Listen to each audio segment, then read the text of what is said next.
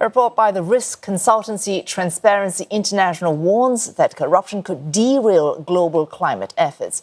It says countries committed to undertaking action scored poorly or, in some cases, worse in last year's Corruption Perceptions Index. The report says that corrupt forces often dictate policies and dismantle checks and balances. It has graph may result in the diversion of funds meant to address global warming. This year's report also shows at least 3 major climate actors with declining scores.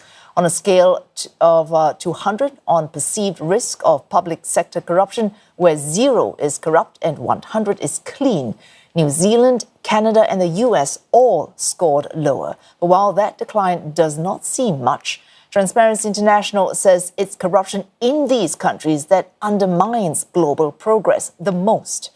Those wealthy countries are within the top 30, but going down that list, some countries most exposed to climate change also have some of the worst scores on the index.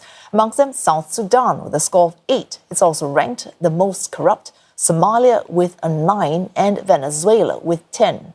Topping the index, ranked with the lowest corruption among 180 countries, is Denmark, ranking 90 out of 100. The same report by Transparency International naming Singapore as the world's 3rd least corrupt country in 2024, achieving its highest ranking since the year 2020.